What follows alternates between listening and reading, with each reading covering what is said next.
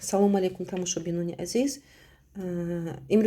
Имрӯз ман тасмим гирифтам ки ба шумо маслиҳатҳои ҳуқуқӣ ба тариқи онлайнӣ пешниҳод намоям. мавзӯи аввалини ман ин бекор кардани ақди никоҳ мебошад. Барои чӣ ман махсусан ақди никоҳро гирифтам? Ин сабаби худро дорад. 1-2 ҳафта пеш ба ман як бонуе аз дохили Тоҷикистон ба тариқи мессенҷер ба тамос баромаданд ва онҳо саволҳои бисёре ба ман пешниҳод карданд. Мегӯем баҳси оилавӣ бошад ва ман ҳозир кӯтоҳашро мегирам. Фақат бекор кардани ақди никоҳро гирифтам. Барои чӣ маро водор намуд кард ки ман имрӯз пахш намоям. Вақт пайдо кардам, яъне ки барои пахш кардан ба шумо додани маслиҳатҳои ҳуқуқӣ оиди бекор кардани ақди никоҳ. бонуи муҳтарам ки ба ман ҳафтаи гузашта ба тамос баромаданд, соҳиби 2 фарзанд мебошанд, дар Тоҷикистон истиқомат мекунанд. Ман ноҳияшонро дар ин ҷо гуфта намегӯям, дарк намекунам. Он кас шавҳари он кас 3 сол пеш ба муҳоҷирати корӣ мераванд ва солҳои аввал маблағи муайяна равон мекарданд. Бону дар он маблағе ки равон мекарданд, фарзандони худро нигоҳбин мекарданд ва худро нигоҳбин мекарданд, яъне ки ҳамин тавр мекарданд ки гарчанде кам бошад ҳам басанда кунанд, яъне ки ба сарфакор истифода баранду нигоҳбин кунанд.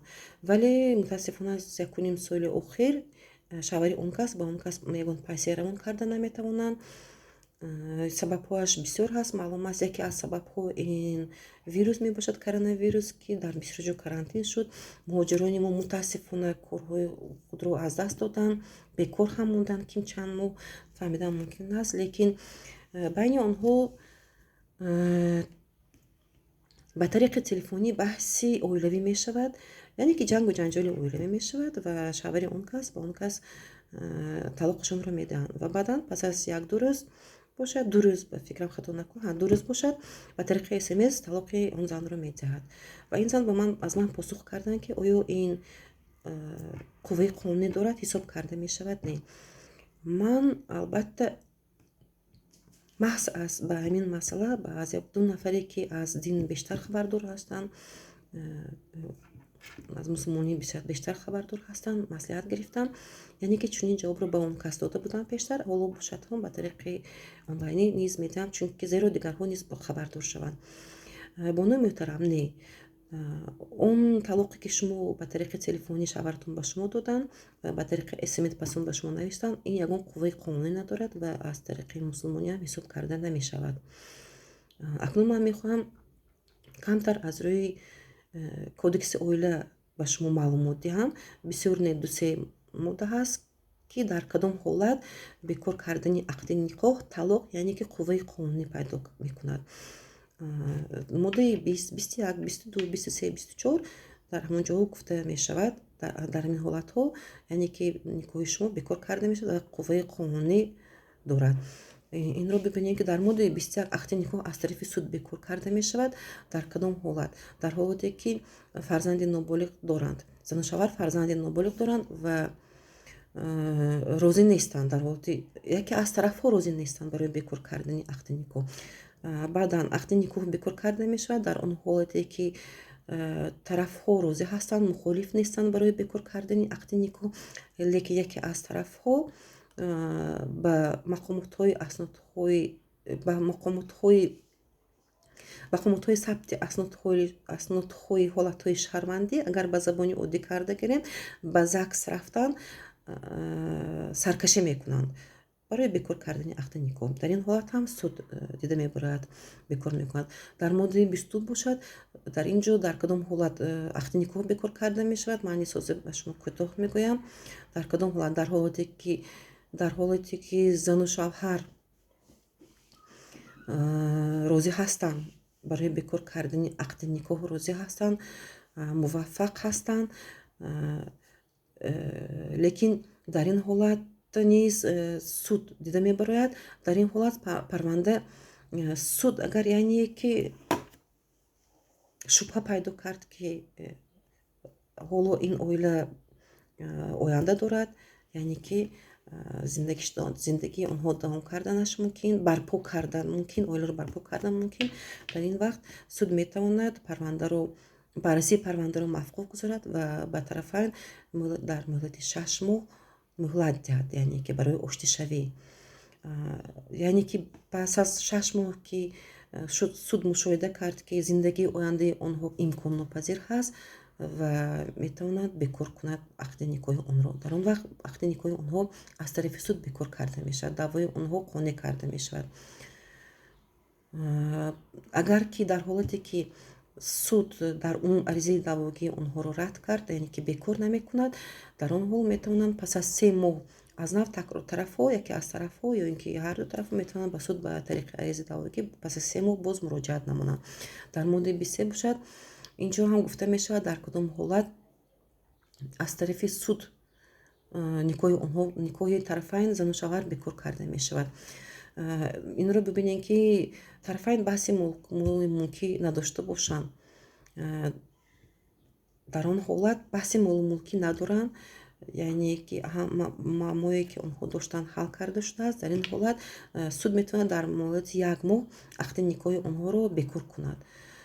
лекин ба зану шавҳаре ки фарзанди ноболиғ доранд, новобаста аз он ки муштарак розӣ ҳастанд ки никоҳашон бекор карда шавад, дар ин ҳолат ҳам суд метавонад баррасии парвандаро мавқуф гузорад ва дар муҳлати 6 моҳ барои онҳо муҳлати оштишавӣ диҳад. инро бибинем ки дар моддаи 24 кодекси оилавии ҷумҳурии Тоҷикистон бошад, агар масъалае ки суд ҳангоми қабули ҳалнома кадом масъаларо барои бекор кардани ақди никоҳ дида мебарояд. якум ин ҳамроҳи касе зиндагӣ кардани фарзанди ноболиғ, яъне ки бояд ҷои зисти кӯдакро муайян кунанд ва фарзанди ноболиғ ҳамроҳи кадоме аз тарафайн мемонад. дуюм, дар бораи тартиби пардохти андозаи алимент барои таъминоти фарзанд ва ё зан шавҳаре ки ғайри қобили меҳнат, яъне ки яке аз зан ё шавҳар агар маъюб бошад, кор карда натавонад, барои онҳо низ алимент пардохт карда мешавад, ба тариқи судӣ муайян карда мешавад. дар моддаи 25 инҷо гуфта шудааст, ман кӯтоҳ карда гирифта истам, ҳамаи онро маҳол ба таври кӯтоҳ гуфтаистам, баъдан вақт пайдо кардем ё ин ки ба тариқи савол-ҷавоб ман тафсирашро пурра медиҳам. лаҳзаи қатъ кардани дар моддаи 25 лаҳзаи қатъ кардани ақди никоҳ ҳангоми талоқ дар кадом ҳолат, яъне ки ҳисоб карда мешавад. ақди никоҳ ҳангоми ба қайдгирӣ дар мақомотҳои сабти аснодҳои ҳолатҳои шаҳрвандӣ дар китоби сабти аснодҳои ҳолатҳои шаҳрвандӣ ва ҳангоми бекор кардани ақди никоҳ дар суд ва аз рӯзи эътибори қонунӣ пайдо кардани ҳалномаи судӣ қатъ мегардад, қувваи қонунӣ пайдо мекунад. лекин дар инҷо боз як чизро ман ба шумо мехоҳам гӯям, ки яъне барои шахсони сеюм бошад, ақди никоҳ аз лаҳзаи қайди давлатӣ гирифта шудан эътибори ҳуқуқӣ пайдо мекунад. яъне ки дар ЗАГС ки агар ба қайд гирифта шуд, аз ҳамон рӯз барои шахсои дигар сеюм ин қувваи қонунӣ эътибор пайдо мекунад, яъне ҳисоб карда мешавад. ин буд кӯтоҳ. боз ман мехоҳам гӯям, ки ба суд чӣ тавр ҳуҷҷатҳо пешниҳод кардан дар кор аст барои бекор кардани ақди никоҳ. дар аввал албатта аризаи даъвогӣ бояд пешниҳод карда шавад. аризаи даъвогӣ, нусхаи шиносномаҳо, маълумот аз ҷои зист пешниҳод, агар фарзанд дошта бошанд, нусхаи шаҳодатномаҳои фарзандон ҳатман лозим аст. дар инҷо нусхаи шаҳодатномаи ақди никоҳ, баъдан боҷи давлатӣ пешниҳод карда мешавад. бо ҳамин ҳуҷҷатҳо шумо метавонед ба суд муроҷиат намоед. лекин барои бекор кардани ақди никоҳ дар мақомотҳои аснодҳои ҳолатҳои шаҳрвандӣ, дар он ҷо ҳам чунин ҳуҷҷатҳо пешниҳод карда мешавад бидуни шаҳодатномаи таваллуди фарзанд. дар ҳолате ки фарзанд ҳаст, дар он ҷо дар ЗАГС бекор карда намешавад, яъне ки ақди никоҳи шумо. ба фикрам ки ҳамин буд кӯтоҳ маълумот оиди бекор кардани ақди никоҳ баҳси шумо буд. ва тамошобинони азиз, ба канали ман адвокат Муаззама Қодирова обуна шавед. бознаш намоед, ки то ки дигарон низ бохабар шаванд ва ман тавонам дар оянда бештар ба шумо маслиҳатҳои ҳуқуқӣ бештар диҳам, шумо аз ҳуқуқи худ хабардор бошен. Албатта ман раққоса нестам, ман ҳофиза нестам, ки ман рақс кунам, суруд хонам, ки дар як рӯз ё ин ки дар як навори ман 100,000-200,000 подписчик ҷамъ шавад. Яъне ки ман ин корро карда наметавонам.